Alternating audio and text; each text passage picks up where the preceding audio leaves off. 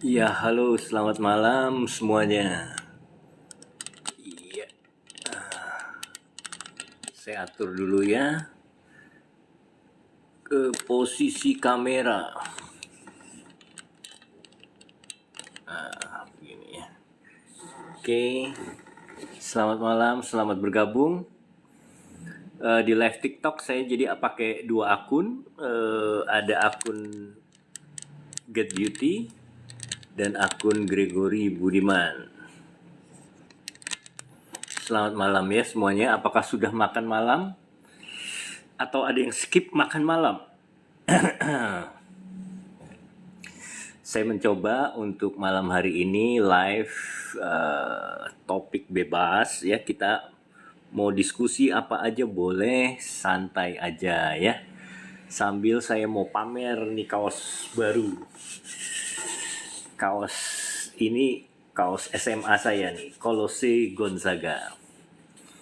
Oke, terima kasih yang sudah bergabung. Ada Meya, ada Sophie Rose, ada Ibu Yudi. Selamat malam. Ada Yumiana. Kemudian di akun Get Beauty ada Robiha, ada Risna, selamat malam, ada Asni, ada SA. Terima kasih ya yang sudah join. Pada malam hari ini kita obrolan bebas ya. Jadi mau bicara tentang skincare, dunia kecantikan boleh, tentang penyakit juga boleh. Jadi saya adalah dokter palu gada. Dokter umum itu dokter palu gada ya. Jadi saya sendiri praktek di Jalan Muhammad Toha, Kelurahan Bugel, Kota Tangerang ya. Saya lulusan kedokteran, mulai praktek tuh tahun 2000 di daerah Galur. 2000 berarti udah berapa tahun tuh saya praktek? 24 tahun ya. 24 tahun, umur saya sudah 50. Nah, saya memang dokter-dokter TikToker itu sangat luar biasa ya. Nge-live sehari 3 kali ya, ada jam praktek di live-nya gitu.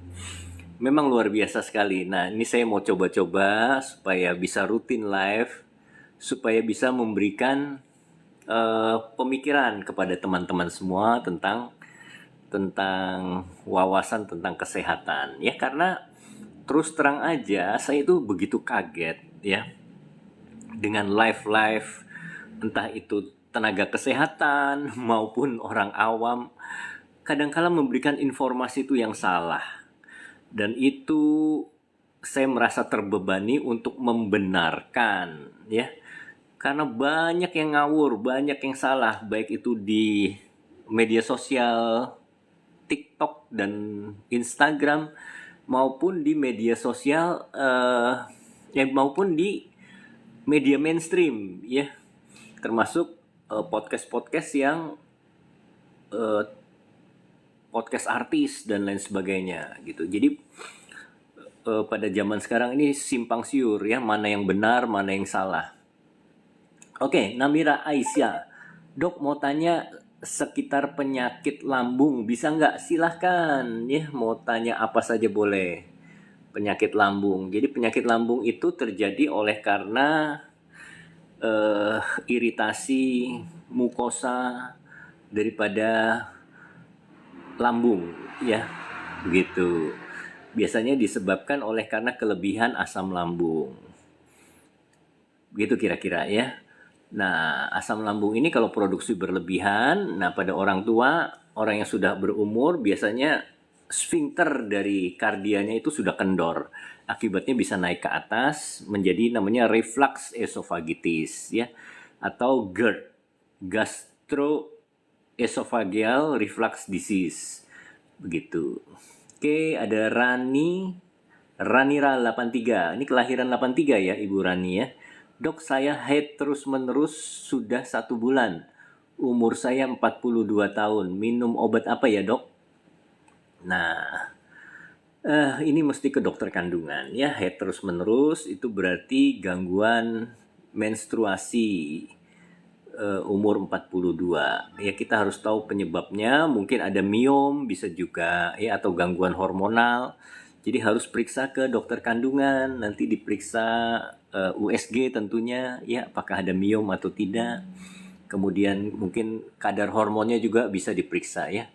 Encourage your viewer to share your life and invite more friends. Nah, ini katanya tolong nih teman-teman untuk share live saya. Tolong dong share live saya ke teman-teman yang lain supaya bisa ditonton juga oleh ya teman-teman yang lain ya.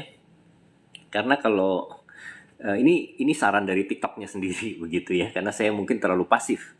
Ya, tolong di-share ya, kemudian di tap-tap juga, tap-tap ya.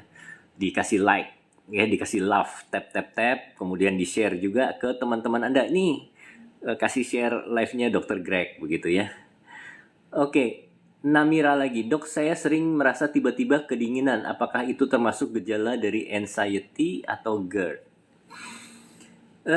Kedinginan. Ya, kalau anxiety itu berarti ada rasa cemas. Kalau kita rasa cemas, ketakutan, nah itu anxiety. Ya, kita harus tenangkan pikiran, mungkin bisa dengan meditasi, jauhkan faktor-faktor yang membuat kita stres, ya.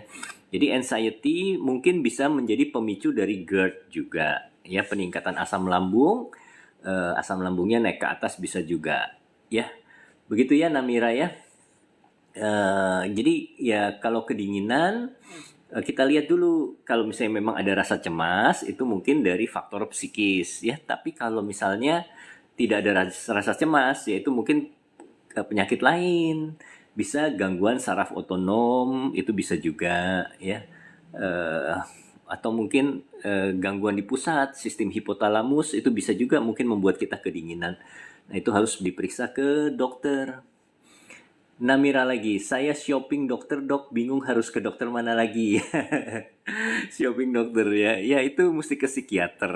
Ya mungkin ibu mengalami ya dokter shopping itu termasuk gangguan obsesif atau obsesif kompulsif ya. Jadi suatu keinginan yang kalau keinginan tersebut tidak dilakukan, kita rasanya nggak enak dan merasa sakit begitu ya.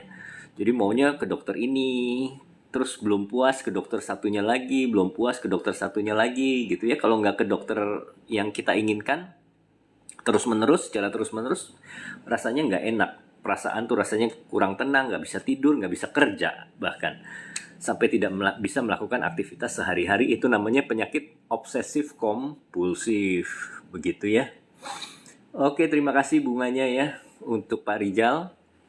Yang lain mau ngasih bunga juga boleh, mau ngasih gift juga boleh, monggo. Silahkan ya. Oke ya, ngobrol-ngobrol kita. Saya mau kasih tahu ini.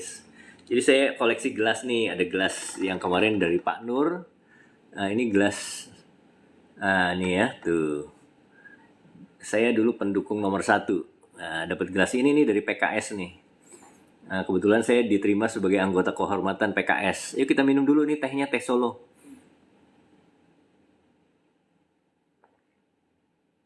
Tuh ya. Gelasnya kecil nih. Oh, ini tehnya kental banget. Jadi makanya saya taruh di cangkir yang kecil. Oke, kita lanjut ya. Jadi begitulah kira-kira. Jadi di dunia media sosial itu banyak informasi berseliweran. Termasuk konsep-konsep functional medicine ya. Functional medicine itu secara umum tuh bagus ya, karena dia pengobatan secara holistik, melibatkan faktor-faktor seperti selain fisik itu juga mental dan spiritual begitu. Bagus. Dan kedokteran barat sebetulnya juga sama saja, yaitu ada aspek preventif, kuratif, promotif, rehabilitatif, paliatif begitu ya. Nanti kalau ada yang mau tanya nanti saya akan jelaskan.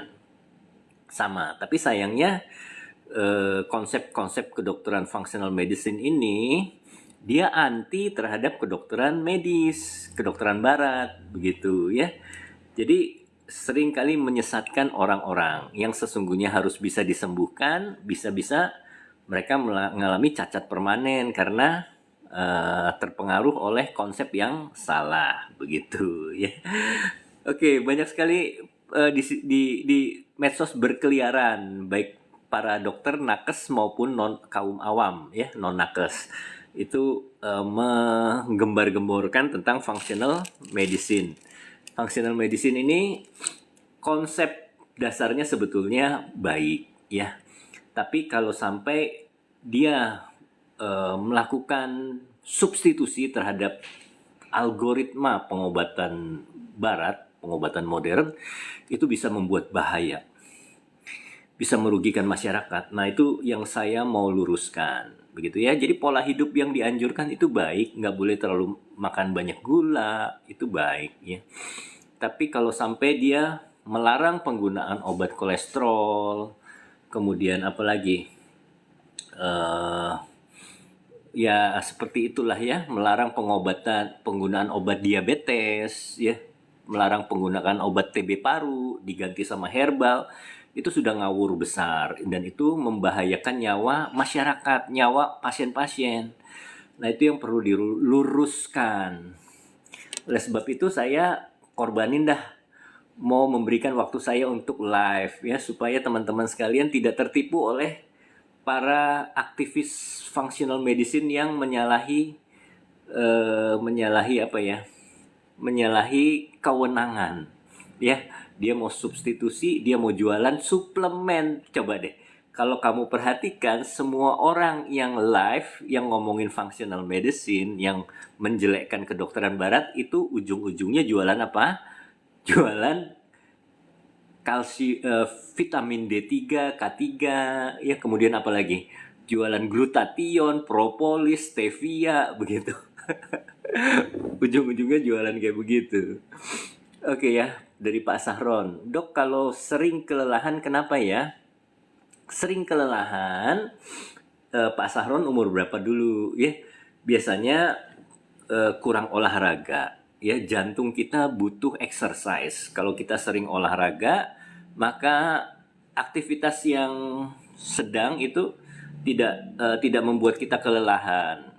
Ya, tapi kalau kita jarang olahraga, aktivitas ringan sedikit, naik tangga 1 lantai, buat kita udah ngos-ngosan. Begitu ya Pak. Jadi penting olahraga. Olahraga apa? Kardio ya. Nah, ini juga ada aliran yang kardio itu bagus ya, karena untuk membuat efektivitas dari pompa jantung. Jadi kita kerja yang agak berat tidak sampai ngos-ngosan. Kardio itu penting, tapi seringkali orang bilang ngapain kardio, nggak usah. Yang penting apa? Nge-gym. Yang penting otot, begitu ya. Otot itu ya apa sih istilahnya ya, isometrik ya. Olahraga isometrik, itu juga nggak bener ya. Jadi harus kardio itu menurut saya penting ya, olahraga aerobik. Ini banyak sekali pertanyaan nih. Mohon maaf nih ya kalau belum sempat dijawab nih, karena saya megang 2 akun sekaligus. Ada Sumiati Huta Barat ya. Dok, rasa mau kencing baik. Nah, kalau rasa pengen kencing terus, urgensi ya. Itu bisa jadi peradangan pada kandung kencing atau sistitis ya. Silahkan boleh minum air putih yang agak banyak gitu ya, bisa meredakan. Atau kalau belum sembuh-sembuh, nanti berobat ke dokter ya. Kemungkinan infeksi saluran kencing, nanti akan diberikan antibiotika. Begitu ya Sumiati. Kemudian Dek Laras mau cek kodam bang. Cek kodam itu apa ya? Saya tidak paham nih, kodam maksudnya apa nih. Scoville, kodam, saya nggak ngerti kodam. Ini baru ngetes laughternya nih. Oke, so Scoville lagi. Dok, saya 26 tahun, tapi berat badan kok stuck di 45 kg. Mohon pencerahannya, 26 tahun ya. Jadi kita harus perhatikan yang namanya basal metabolic rate ya. Ada orang yang basal metabolic rate-nya tinggi, itu bisa karena tiroidnya, kadar hormon tiroidnya itu tinggi. Jadi harus periksa laboratorium kadar hormon tiroidnya bagaimana ya. Atau mungkin Anda makannya sedikit. Jadi intinya kalori kalori yang kita masuk itu mungkin lebih sedikit daripada yang kita keluarkan. Kerja Anda berat ya, harus mungkin aktivitasnya berat ya, olahragawan dan lain sebagainya, tapi asupan makanannya sedikit. Itu membuat berat badan Anda menjadi tidak naik-naik atau kurus ya. Bisa juga seperti itu, atau ada penyakit kronis. Nah, itu harus diperiksa. Biasanya ya umur 26 sih biasanya belum kena DM tipe 2 ya. Kalau udah di atas 35 biasanya mungkin DM tipe 2 gitu ya. Jadi harus diperiksa nih. Bisa juga tiroid ya, Scoville ya, tiroid ya. Kalau tiroid Anda tinggi berarti basal metabolic rate-nya tinggi. Berarti Anda diem aja itu udah membakar kalori itu sangat banyak. Kira-kira seperti itu ya, Scoville. Kemudian debung sudok tiap malam susah tidur. Waduh, kenapa ini? Jangan minum teh ya, jangan ngikutin saya nih. Saya mau ngelembur soalnya. Mestinya apa? Mestinya nggak boleh minum teh atau kopi pada malam hari karena bikin kita nggak bisa tidur ya. Tapi ini saya mau kerja, mau entry data abis ini. Mau entry data. Tapi saya setiap hari jam 5 juga sudah bangun ya. Saya nganter anak sekolah juga. Tehnya pahit, teh tanpa gula gitu ya. Oke. Namira Asia sudah dok sampai psikiater. Ya, betul, ikuti saran psikiater ya. Jadi Namira ini kan kasusnya dokter shopping tadi ya. Sakit apa ya? Jadi ada sesuatu yang merasa bahwa dirinya harus ke dokter terus nih, ke dokter ini nggak puas, ke dokter ini nggak puas dan lain sebagainya. Nah itu biasanya ada obat-obatannya juga kalau misalnya sampai parah banget, sampai membuat Namira itu tidak bisa melakukan aktivitas. Jadi kepikiran terus, aduh saya ini kayaknya ada di perutnya ada sesuatunya deh, ada apa ya, ada benjolan atau bentuk lambung saya kok rasanya kok miring nggak betul gitu, kepikiran terus. Nah berobat ke dokter sini, berobat ke dokter situ, nggak sembuh rasanya. Nah itu adalah obsesif kompulsif ya. Bisa disebut dengan somatisasi begitu. Nah itu harus berobat ke psikiater, nanti diberikan selain konseling juga obat-obatan begitu ya. Namira Aisyah. Caster, dok, nyeri dan panas di bagian atas dada itu karena apa dok? Di bagian tulang dan kulit. Nyeri dan panas dada karena apa di bagian tulang dan kulit? Itu namanya skin paresthesia ya. Paresthesia kulit ya, kemungkinan gangguan saraf tepinya. Nah, kalau kerusakan saraf tepi atau neuropati itu kemungkinan bisa karena misalkan kekurangan vitamin B1 ya. Nah, oleh sebab itu minum neurotropik seperti Neurobion 5000 itu boleh ya. Mecobalamin itu boleh juga ya. Tapi kalau belum sembuh kita harus periksa ke dokter. Mungkin bisa juga ada penyakit metabolik seperti diabetes, itu juga merusak saraf di perifer begitu ya. Caster. Oke, yang belum follow coba tolong follow saya, dan kalau ada lonceng live boleh dinyalakan ya. Ini banyak sekali yang tanya nih ya, yang masuk room juga banyak. Kemudian Bunda Olip, saya pusing atau migrain sampai 3 hari, sampai di bagian muka berasa kaku, fokus kadang hilang. Nah iya, ini berobat ke dokter spesialis saraf Ibu Bunda Olip ya. Ya dicoba untuk kalau migrain itu biasanya banyak faktor, misalkan perubahan suhu, misalnya kita dari luar panas masuk ke ruang AC atau sebaliknya dari ruang AC yang dingin keluar, itu bisa juga. Atau faktor pikiran, stres juga bisa ya. Muka berasa kaku ya, kalau sampai belum sembuh-sembuh sakitnya parah, silakan berobat ke dokter saraf begitu ya Bu ya. Dan harus diperhatikan ada faktor psikis nggak. Kalau cemas yang banyak pikiran itu sebaiknya kita hindari faktor stres. Oh sudah periksa ke dokter saraf, katanya cuma saraf tegang, sudah diterapi tapi masih suka kambuh ya. Ikuti terus saja nasihat dokter sarafnya ya. saraf tegang. Ya nanti biasanya diberikan obat-obat ya kalau misalkan tadi sakit kepala ya, kalau tensi normal, semua normal, profil lemak normal, itu ya nggak apa-apa ya. Nah, cuma harus diperhatikan faktor-faktor tadi, bisa faktor psikis ya, bisa juga faktor dari perubahan suhu itu juga. Jadi kita sendiri yang harus proaktif mencari penyebabnya ya Bu. Ya kalau saya sendiri biasanya kalau terapi migrain ya yang sering migrain itu diberikan obat-obat untuk melancarkan aliran darah cerebrovaskular. Tapi saya rasa dokter sarafnya juga sudah memberi. Kambuh kalau lagi banyak kerjaan atau kelelahan. Nah itu faktor pencetusnya ibu sudah menemukan. Kalau begitu jangan melakukan pekerjaan yang terlalu berat ya atau yang bikin lelah, apalagi yang bikin under distress ya, under stress. Pekerjaan yang banyak stresornya itu sebaiknya dihindari ya Bu. Yaitu tadi kita harus menghindari faktor pencetusnya. Begitu ya kira-kira ya. Kemudian Namira lagi, dok maaf bisa dijelaskan nggak yang tadi dokter bilang saraf otonom sama hipotalamus tadi kalau dokter berkenan. Nah ini kasusnya yang kedinginan kan ya Bu.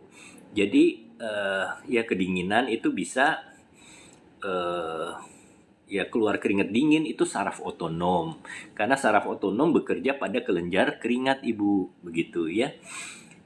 Kemudian yang hipotalamus itu kalau misalnya kita merasa kedinginan atau menggigil begitu ya, itu memang pusat dari suhu tubuh ada di hipotalamus, begitu. Begitu ya Ibu Namira ya. Kemudian Henry, dok ngapa istriku sering mual dan lemas usia kehamilan 4 bulan? Ya biasanya setelah 2 bulan sampai 4 bulan itu kan hormonnya tinggi. Jadi tentunya sering mual dan lemas juga. Nggak apa-apa itu normal. Kalau sampai muntah-muntahnya parah, hiperemesis itu silakan berobat ke dokter kandungan. Nanti diberikan obat-obatan untuk mengatasi hiperemesis gravidarum gitu ya. Oke. Putri, kalau konsul lewat WA kena biaya berapa dok? Jadi untuk konsul lewat WA ya kalau pertanyaan-pertanyaan umum nggak apa-apa selagi saya masih punya kesempatan untuk menjawab itu free, silahkan aja bisa konsul via WA ya. Oke ya, nanti kalau perlu saya berikan obat misalkan ya, yaitu bisa saya kasih resep. Tapi harus saya memiliki data yang lengkap supaya nanti saya masukkan ke rekam medis elektronik ya. Ranti, ini dokter apa ya? Saya dokter Palu Gada ya, Palu Gada. Ya jadi secara singkat tahun 2000 sampai 2012 itu saya staf pengajar anatomi ya. Anatomi itu berhubungan dengan mayat, kadaver ya. Saya mengajar murid-murid kedokteran itu anatomi. Begitu ya. S2 saya biomedik. Kemudian Dek Laras, ini dokter yang live om, bukan dukun. Iya betul. Dek Laras ngomong apa tadi itu? Kemudian dok saya 44 tahun, kenapa hampir tiap hari kepala leher pundak terasa apa nih? Terpotong. Dok, cara mengatasi GERD sesak. Nah ya, GERD itu tadi kan asam lambung naik ke atas oleh karena sfinkter kardianya sudah melemah, begitu ya. Nah cara mengatasinya bagaimana? Kita harus jaga makan makanan kita atau minuman kita yang tidak merangsang pembentukan asam lambung satu. Jadi hindari kafein, kopi, teh, coklat itu kita hindari. Apalagi perut kosong tidak boleh minum teh, kopi, coklat gitu ya. Kemudian yang asam-asam, jeruk juga jangan gitu ya. Jadi kalau yang zaman sekarang kan itu orang-orang makan buah-buahannya, kemudian makan apa, jeruk mungkin ya, yang asam-asam itu dibalik ya. Kalau dulu sebagai dessert, sekarang itu justru sebagai appetizer. Makan buah-buahan dulu begitu ya. Tapi bagi penderita GERD sebaiknya jangan melakukan itu gitu, karena membuat merangsang asam lambung itu menjadi naik, menjadi tinggi begitu. Oke. eh itu tadi ya. Kemudian hindari faktor stres juga, karena stres itu meningkatkan asam lambung begitu ya. Terus kalau makan, setelah makan jangan langsung tiduran ya. Tunggu 3 sampai 4 jam baru boleh tiduran ya. Kalaupun kita mau tiduran ya harus posisi semi prone ya. Posisi itu pakai bantal ya. Jadi 45 derajat kemiringannya, supaya apa? Supaya asam lambungnya tidak keluar, tidak naik ke esofagus, kerongkongan ya. Bahkan kalau enggak bisa keluar sampai pharynx. Begitu ya. Kalau tidur miring ke kanan apa ke kiri? Ya sebetulnya kan tidur tuh enak miring kanan ya, karena jantung itu di atas, jadi mompanya lebih gampang. Nyaman itu miring kanan. Tapi untuk penderita GERD sebaiknya miring kiri dulu begitu ya, karena lambung ada di sebelah kiri. Lambung di sebelah kiri, kemudian sfinkternya yang ke atas itu kan berada di atas gitu. Jadi dia tidak akan naik. Tapi kalau miring kanan, lambungnya ada di atas, sfinkternya ada di bawah. Jadi kemungkinan ada tekanan, dia bisa keluar begitu. Oke. Dek Laras, kenapa sih saya kok lupa ini? Dok, tulang rusuk sering nyeri, kadang yang kiri atau yang kanan. Tulang rusuk sering nyeri. Waduh, ini kenapa ya? Tulang rusuknya. Nah, itu kita mesti tahu penyebabnya apa ya? Apakah ada trauma, pernah terbentur begitu ya? Atau memang betul-betul di tulang, apa di ototnya, karena ada musculus intercostalis. Ada tulang antar otot, itu mesti kita periksa dulu. Biasanya yang cedera itu adalah ototnya, bukan tulangnya. Kalau tulangnya kemungkinan bisa karena trauma. Begitu ya. Dream stoba. Kemudian Scofield lagi, periksanya harus di mana ya dok? Waduh, ini saya lupa nih Scofield tadi ngomong apa. Maklum udah 50 tahun. Periksanya harus di mana? Apa ya tadi? Periksa apa ya? Mau ya nanti saya lihat lagi ya. Ratna Cipali. Malam dok. Dok, kenapa ya setiap aku lama-lama kena sinar matahari keluar kulitku keluar merah-merah? Yaitu iritasi. Ya. Jadi sinar matahari bisa mengakibatkan peradangan pada kulit ya, karena ada sinar UV-nya itu bisa membuat peradangan pada kulit ya, panas, sunburn begitu ya, keluar merah-merah. Nah, beberapa orang yang kulitnya sensitif itu cepat meradang kalau kena sinar matahari.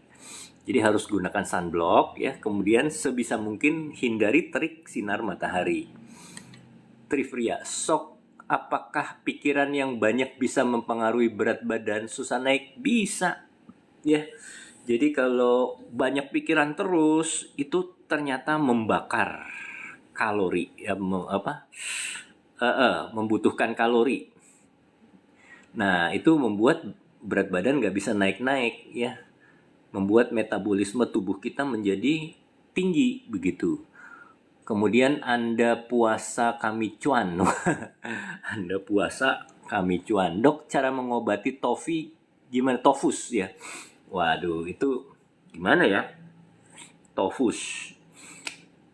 Nah, mesti ke dokter itu ya. Apakah itu dioperasi ya? Saya rasa memang harus dioperasi ya. Kemudian Tri Wahyudi, dok saya 44 tahun, kenapa kepala leher dan pundak saya sebelah kanan sering sakit? Ya, itu tadi harus diperiksa secara keseluruhan ya. Kepala leher dan pundak. Kita periksa tensinya bagaimana, kemudian apakah pernah ada riwayat angkat berat ya. Mengangkat yang berat-berat itu juga bisa cedera otot. Kemudian mungkin ototnya kaku, bisa juga ada saraf yang kejepit, bisa juga ya. Dia harus periksa ke dokter, nanti akan diberikan obat-obatan yang misalkan muscle relaksan, analgesik gitu ya. Sambil dicari penyebabnya yang lain, apakah tensinya tinggi, apakah kadar kolesterolnya tinggi, begitu. Oke, ada RH. Wah, RH nih. RH66. Dok, saudara saya sakit dada sebelah kiri, suka kerasa detak jantungnya kayak gemeteran gitu, gejala apa? Jadi kalau nyeri dada sebelah kiri, detak jantungnya terasa kayak gemeteran, kita harus singkirkan dulu, kita harus perhatikan fokus pada gejala jantung. Jadi lakukan pemeriksaan EKG, treadmill begitu ya, supaya ketahuan. Ya, takutnya kemungkinan memang jantung, tensinya tinggi nggak begitu. Kemudian Anda puas kami cuan, dok cara mengobati TOFI sudah ya. Rekord apa ini? Ratna Cipali lagi. Tri Wahyudi biasanya kolesterol naik bang, coba cek kolesterolnya. Ya belum tentu sih ya. Usianya berapa? Kemudian oh ya kan sudah periksa kolesterol tapi tidak. Ya jadi belum tentu ya. Kadang dukun-dukun itu bukan dukun ya, pengobat-pengobat itu dia bisa mendeteksi ya pasiennya. Wah, ini asam uratnya tinggi, ini kolesterolnya tinggi, dengan ditekan-tekan ini, misalnya titik-titik tertentu ditekan sama dia, wah, gitu. Tapi itu nggak bener, itu ngawur ya, itu ya. Sama tanda-tanda kalau leher kaku kolesterolnya tinggi, atau mungkin kalau tulang ngilu-ngilu atau pegel-pegel itu asam uratnya tinggi, itu juga nggak bener ya. Oke, Sri Andriatun. Assalamualaikum dok. Waalaikumsalam. Mau nanya, kaki kiri saya telunjuk kayak terasa. Kayak terasa. Maksudnya apa ya?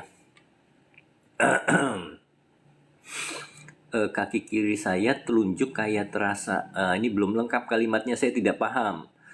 Kemudian, iya saya live 2 akun betul. Mohon maaf ini.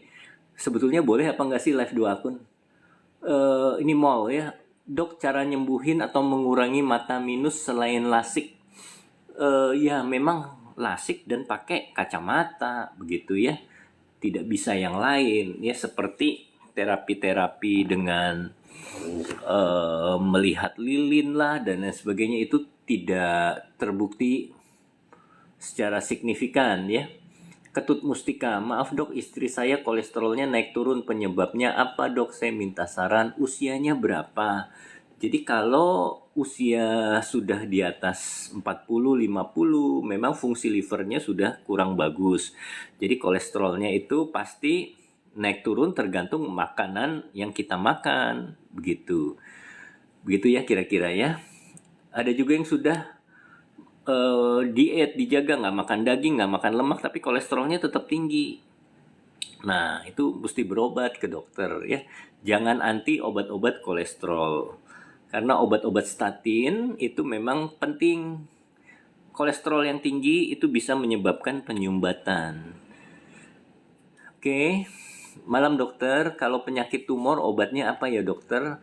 Penyakit tumor, macam-macam tumornya begitu ya. Kalau tumor jinak biasanya bisa diangkat ya, tapi kalau keganasan kanker itu masing-masing kanker punya spesifikasi pengobatan sendiri-sendiri ya. Kita harus berobat ke dokter onkologi.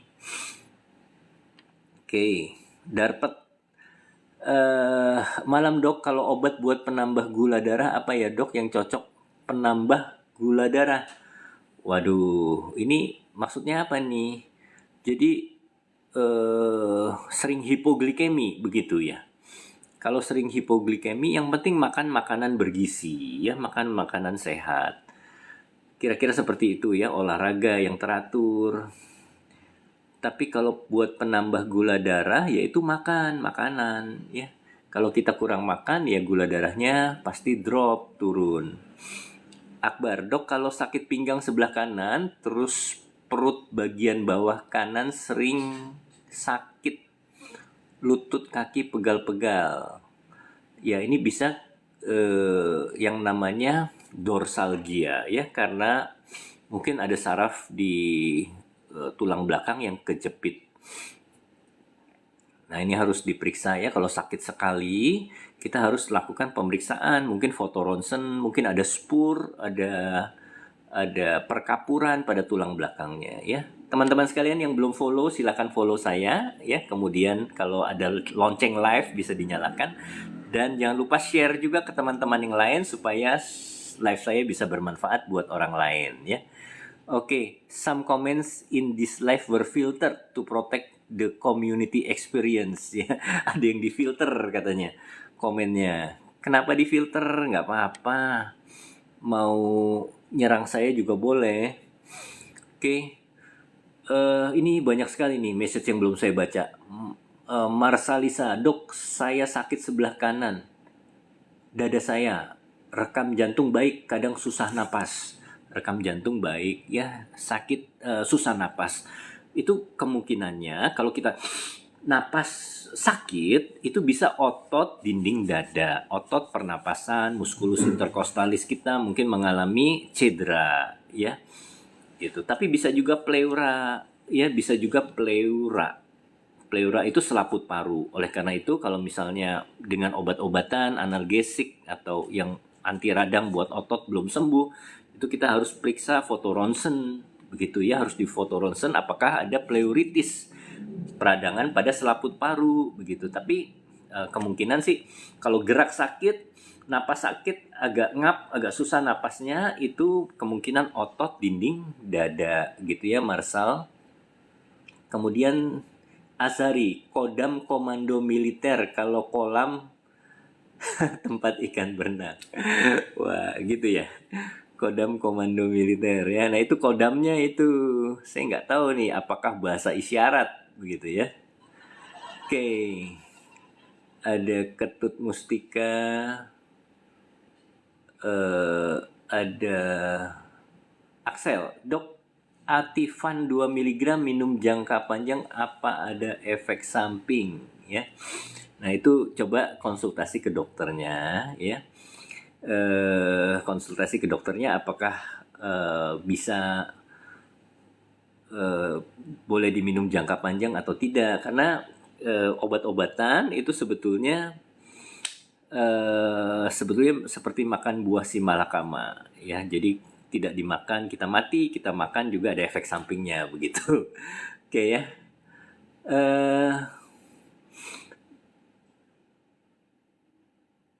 Oke, ini tadi Marsalisa sudah. Dok, saya kalau musim hujan atau dingin sering sesak, diperiksa ke dokter, nggak ada penyakit obatnya apa dok? Dok, kalau saya lagi musim hujan atau ini sering sesak, nah itu kan mungkin asma ya, asma bronchiale itu dipengaruhi oleh cuaca atau cuaca terutama dingin. Kalau musim hujan kan dingin, jadi biasanya penyakit alergi pada timbul ya, seperti asma. Komenku nggak dijawab yang mana? Ya belum nih karena ngantri nih. Dok, apakah benar penyakit muncul 90% dari pikiran? Tidak juga ya. Jadi penyakit macam-macam penyebabnya. Ya, ada faktor genetik bisa juga menyebabkan penyakit. Kita pikiran bahagia, hidup sehat, olahraga, makanan-makanan bergizi, tapi kena penyakit kanker karena faktor genetik. Kena penyakit misalnya hemofilia, begitu ya, karena faktor genetik, kanker darah, itu faktor genetik ya. Bisa juga karena infeksi COVID ya, kemudian demam berdarah gitu. Jadi nggak selalu faktor pikiran, tapi pikiran itu memang mempengaruhi kondisi daya tahan tubuh seseorang ya, dan bisa menjadi pencetus berbagai penyakit juga, seperti misalnya asam lambung yang meningkat, itu bisa karena pikiran juga. Kasih Emi, saya punya kapalan telapak kaki sakit dok kalau buat jalan. Nah ya, telapak kaki kulitnya terasa tipis. Tipis ya. Iya. kapalan itu mestinya tebal, tapi kenapa telapak kaki kulitnya terasa tipis? Mestinya tidak sesuai ya. Kalau kapalan itu justru tebal. Oke ya. Sumiati lagi, dok, suami saya sudah 4 bulan operasi usus, tapi kenapa ya keluar benjolan seperti bisul di bagian operasi, yaitu komplikasi. Jadi silakan kembali ke dokter bedahnya, nanti biar ditangani ya. Oke, sekali lagi teman-teman semua, terima kasih yang sudah ikut live. Tolong jangan lupa follow ya, kemudian nyalakan lonceng live dan share-share juga ke teman yang lain ya, supaya bisa ikut live saya. Kemudian ada Riata Sembiring, dok, kenapa punggung saya sakit seperti tertusuk, perut kembung dan begah. Nah itu sakit lambung ya, tukak lambung bisa proyeksi nyerinya sampai ke belakang ke punggung. Ya kalau tukaknya ada di bagian posterior, bagian belakang itu nyerinya bisa sampai ke punggung. Begitu ya Riata ya. Bisa kemungkinan tukak lambung ya. Kemudian Azari, dok, kalau lutut sering sakit kenapa dokter? Kalau lutut sering sakit, udah usia berapa, kemudian berat badannya berapa ya. Kalau misalnya usia udah 35 ke atas, kemudian bobot berat badannya itu overweight atau obesitas, kemungkinan osteoartritis ya, peradangan pada sendi yang diakibatkan oleh beban terlalu berat ya, karena dia tumbukan-tumbukan. Seperti itu. Kemudian Priskia, dok, sudah 3 hari lambung saya sakit sampai ke dada, rasa mual, terus muntah-muntah, warna kuning, asem banget ya. Jadi kalau asam lambung naik ke atas itu asem ya, tapi kadang kalau warna kuning itu agak pahit. Nah itu empedunya yang ikut keluar begitu ya, harus berobat ke dokter ya. Silahkan Anda berobat, nanti diberikan obat-obat yang mengurangi produksi asam lambung, proton pump inhibitor ya biasanya. Kemudian juga obat-obat yang mengurangi GERD ya, reflux, supaya sphincternya itu tertutup begitu ya, supaya bisa turun ke bawah makanannya. Oke, kemudian Mal, dok, cara menyembuhkan mengurangi mata minus udah tadi ya. Oke, terima kasih ya semuanya ya. Ini saya langsung ke bawah. Dok, diperiksa ke dokter nggak ada penyakit, tapi kalau hujan sesak udara, nah itu kan asma. Dikasih obat asma. Ya, sesaknya kita periksa dulu nih. Ada bunyi mengik atau tidak? Kalau tidak ada bunyi mengik, bukan asma. Ya, kita harus cek lagi apakah ada permasalahan yang lain ya. Tapi kalau ada batuk sama bunyi mengi itu asma. Oke, terima kasih teman-teman semua. Jadi saya sendiri akun ini ada showcase-nya. Jadi kalau teman-teman sudah selesai ikut live, nanti jangan lupa klik profile, di situ ada showcase. Bisa lihat-lihat produk kategori kosmetik saya ya. Produk Get Beauty, bisa belanja-belanja di situ.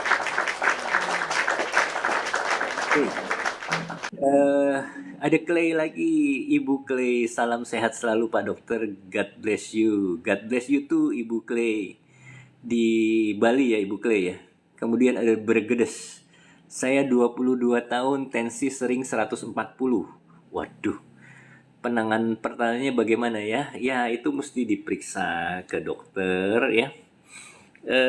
Apakah perlu diberikan obat-obatan atau tidak ya, atau mengubah gaya hidup dulu ya. Bagaimana Bergedes itu, apakah suka bergadang, tidurnya kurang ya, kemudian makan makanannya tidak dijaga, perokok begitu ya, itu juga mempengaruhi pembuluh darah dan jantung.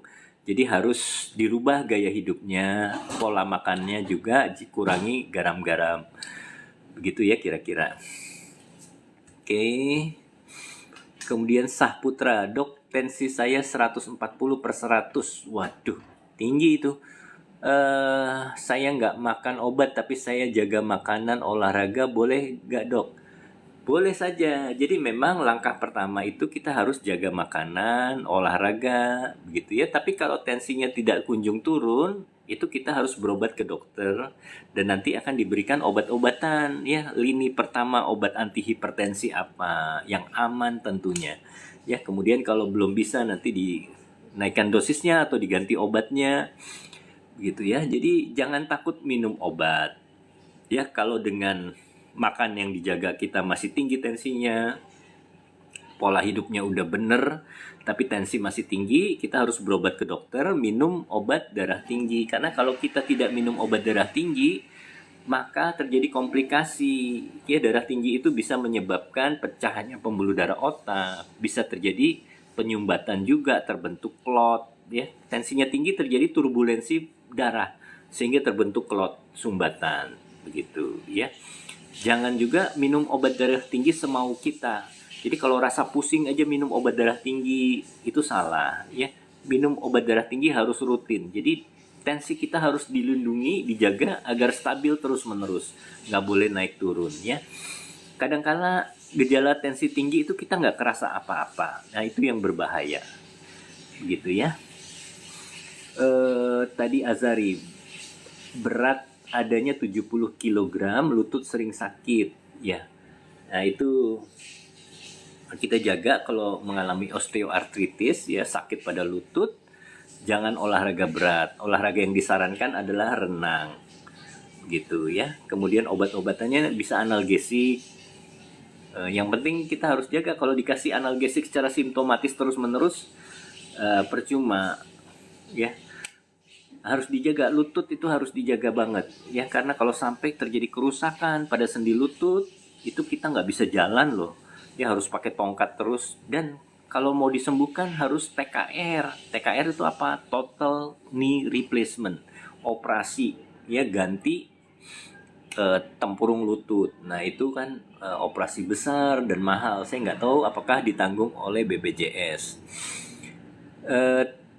Saputra, makasih dok, terima kasih juga ya. Jangan lupa follow, di-share live saya juga ya. Kalau mau ngasih bunga boleh, ngasih gift juga boleh ya.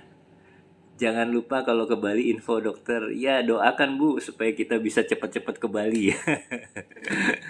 Oke, saya sudah 3 kali kalau nggak salah tapi ke Bali.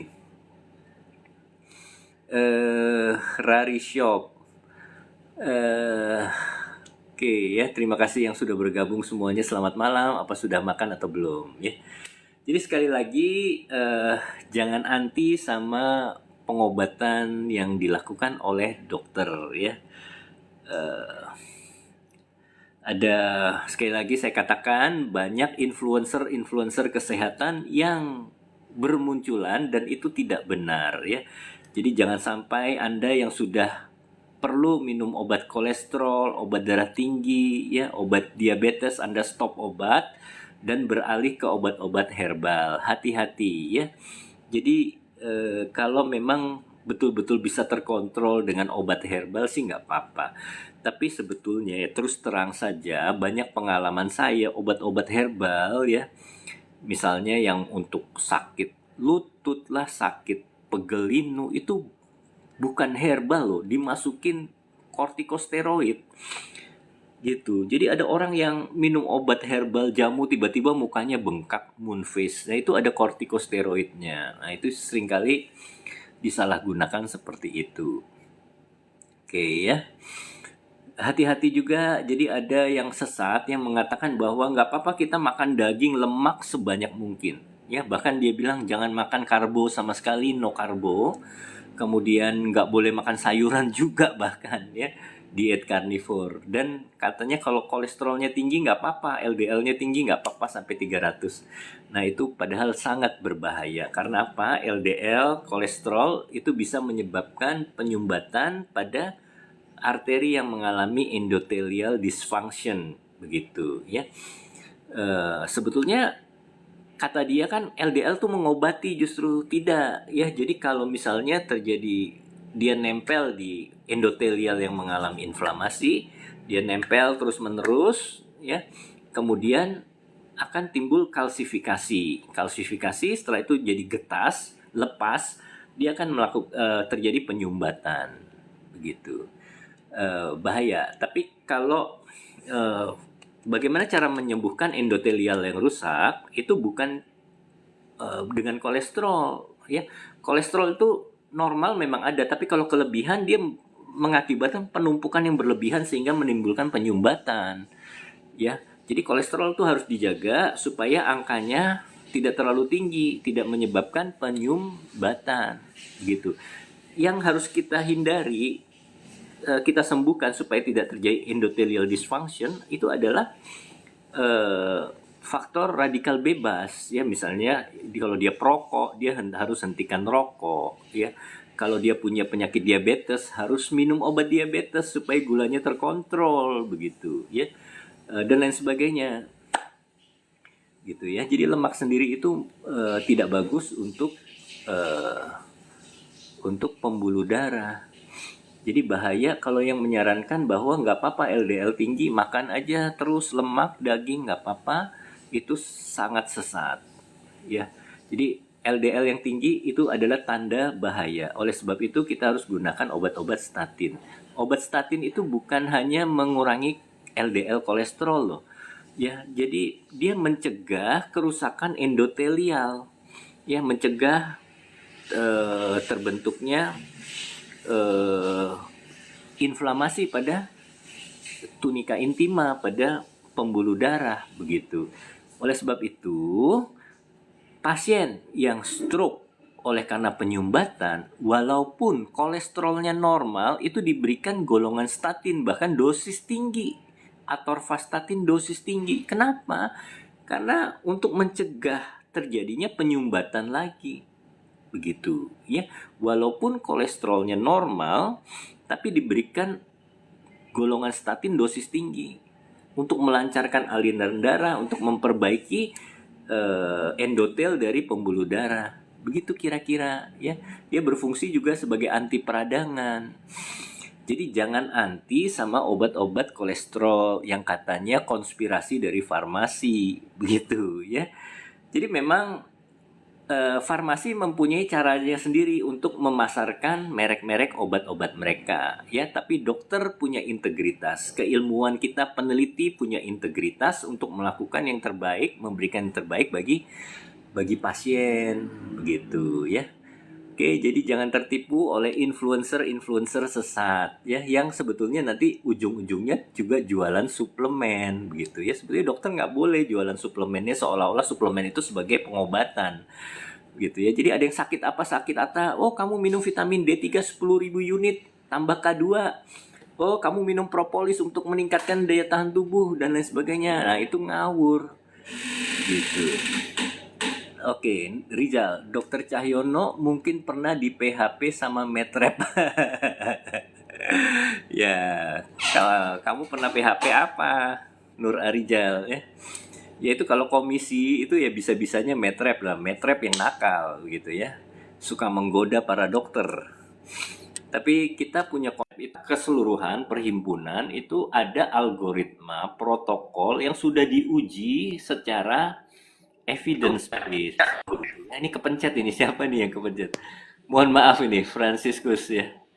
Kepencet tadi. Eh Sorry Azari dok, sorry. Rizaldur.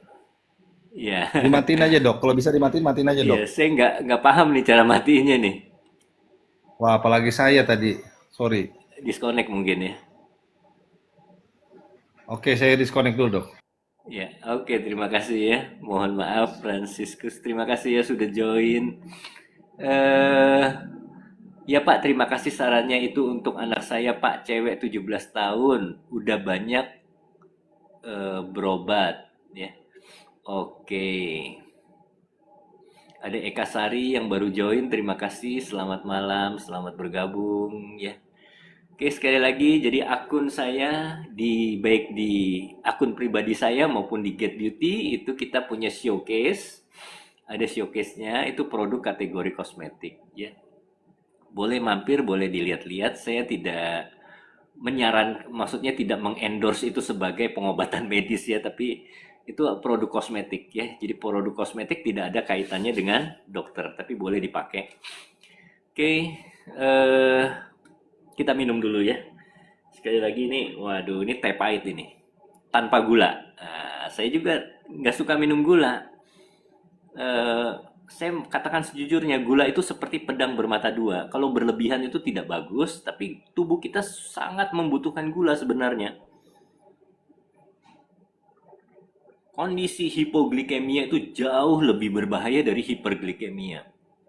Ada orang koma, tiba-tiba pingsan koma. Kita harus kasih gula sama garam. Kasih aja di mulutnya, gula sama garam. Supaya dia bisa sadar lagi. Karena kondisi eh, hipoglikemia jauh lebih bahaya. Kalau dia kadar gulanya di bawah 60 gram persen, 70 gram persen ya, dia bisa mati batang otak ya. Tapi kalau misalnya dia kadar gulanya tinggi 300 400, kita kasih gula juga nggak apa-apa. Oke. Ya, terima kasih ya. Pak Azari udah banyak berobat tapi waktu dicek dan protokol ronsen juga nggak ada penyakit, udah putus asa. Iya. Kemudian saya tadi banyak minum teh kopi yang manis, untuk imbangi harus lebih banyak minum air putih. Iya, betul ya. Jadi jangan terlalu manis-manis, itu juga tidak baik ya. Eh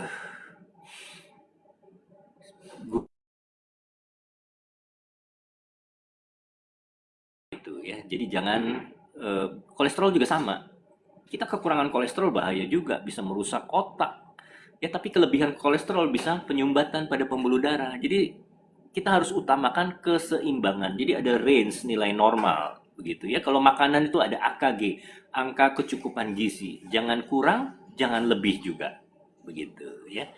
Nah, itu konsep kedokteran yang benar. Tapi kalau yang nggak benar itu yaitu kolesterol tinggi itu nggak apa-apa dia bilang. Ya, siapa bilang nggak perlu diturunkan pakai obat-obat yang konspirasi farmasi gitu. Gula nggak boleh sama sekali gitu ya. Nah, itu karbohidrat nggak boleh sama sekali, itu juga salah. Terima kasih Pak Hendri sudah bergabung ya. Yang mau ngasih gift, yang mau ngasih bunga, monggo silahkan.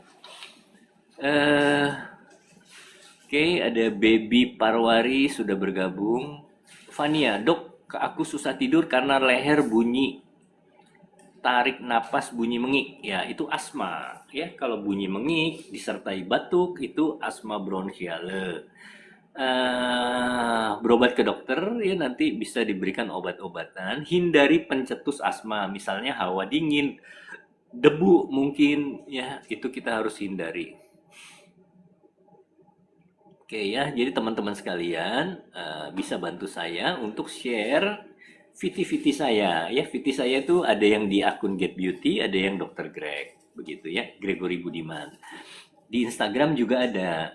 Nah, itu bisa share supaya apa? Supaya pemikiran kebenaran konsep ilmiah itu bisa disosialisasikan kepada teman-teman sekalian supaya tidak tersesat, supaya tidak terjebak oleh pengajaran-pengajaran yang sesat gitu ya. Jadi waktu zaman Covid dulu itu ada pengajaran lagi yang mengatakan bahwa virus itu makanannya adalah karbo. Jadi kita untuk membunuh virus jangan makan karbo, dan selama 1 kali 24 jam kita harus puasa. Nah, itu gila bener. Orang yang kena virus, entah itu COVID maupun flu biasa, itu sangat membutuhkan kalori yang dari karbohidrat untuk pembentukan antibodi baik humoral maupun seluler. Harus itu karbohidrat dibutuhkan, apalagi infeksi virus, ya bukan bakteri. Kalau bakteri itu pada hewan coba memang kita harus restriksi karbonya. Tapi kalau virus kita justru butuh karbohidrat untuk antibodi itu menekan, membunuh virus tersebut. Ya, jadi banyak kasus kematian karena mengikuti cara-cara saran yang tidak benar begitu ya. Apalagi kalau anak kecil, kita suruh puasa 24 jam nggak makan.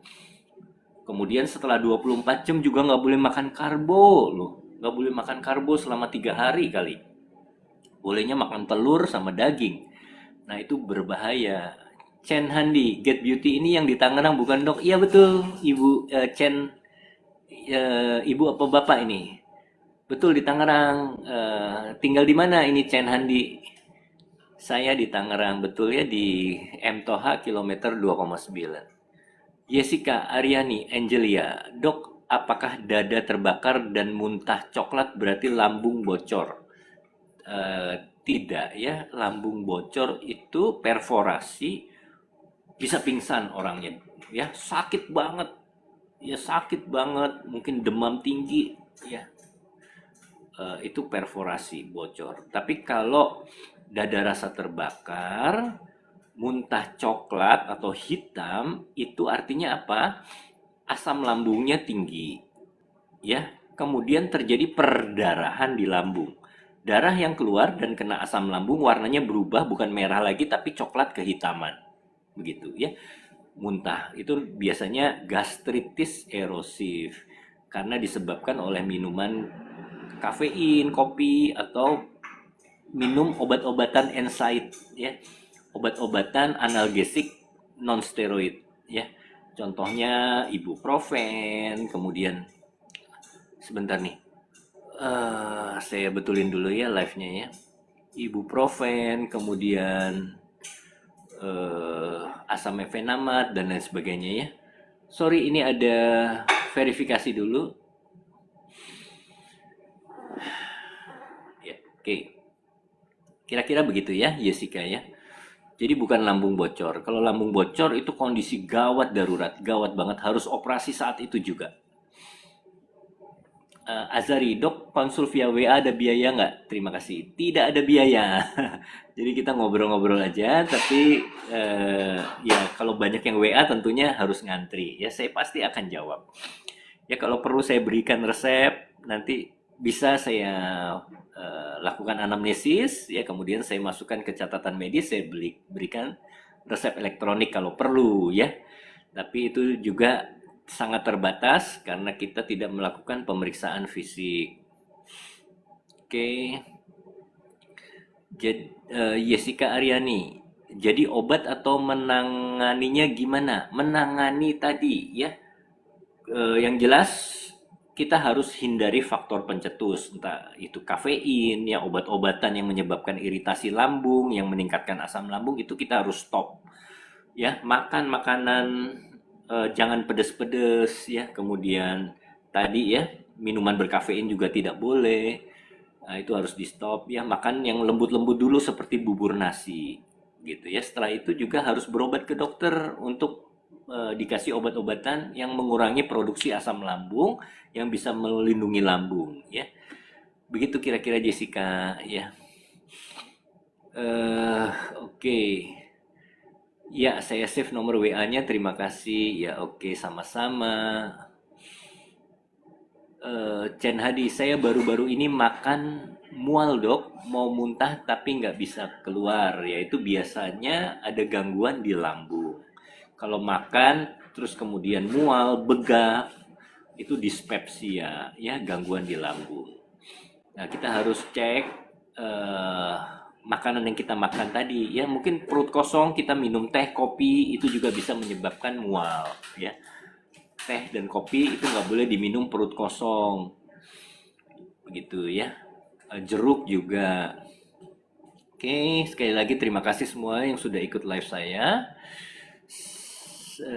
Jangan lupa follow ya, kemudian share ke teman-teman yang lain juga ya. Jangan lupa kalau ada lonceng notifikasi live, silahkan nyalakan lonceng notifikasinya gitu ya. Dan saya minta bantuan teman-teman untuk menyebarkan viti-viti saya yang dirasa bermanfaat ya, supaya apa yang saya videokan itu bisa memberikan manfaat kepada orang banyak gitu ya. Terima kasih nih, siapa yang masih bersama saya. Sekali lagi, siapa yang di sini SMA-nya Kolose Gonzaga? Ini kaos tahun 89 ya tuh. Kaos tahun 89. Kaos SMA.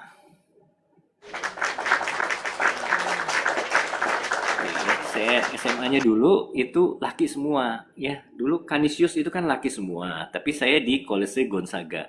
Kolose Gonzaga itu angkatan saya masih laki semua, tapi oleh pemerintah angkatan di bawah saya itu harus menerima wanita ya, karena tidak boleh laki semua gitu ya. Kemudian Bubun Dimas, kalau vitamin D3 K2 itu asam nggak? Enggak ya. Tapi minumnya harus habis makan. Karena apa? Karena vitamin D3 itu diserap oleh lemak.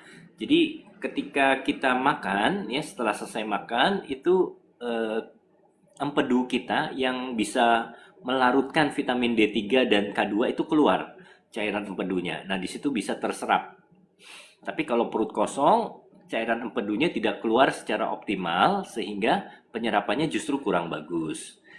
Yang lambungnya sensitif boleh minum vitamin D2 K3 boleh ya, tapi habis makan begitu ya. Tetap semua juga harus habis makan. Chen Handi, besok saya ke tempat praktek dokter deh. Berarti udah pernah ke tempat saya nih sebelumnya? Iya, oke ya. Saya di depan, di seberang pom bensin Pondok Arum. Ya, oke. Apalagi ya? Ya itu saja ya. Untuk hari ini saya rasa sudah jam 11.04. Sekali lagi, saya perkenalkan ya. Ini cangkir nomor satu. Jadi saya punya sejarah saya pendukung nomor satu ya. Dan saya jadi anggota kehormatan PKS di Pondok Arum waktu itu ya.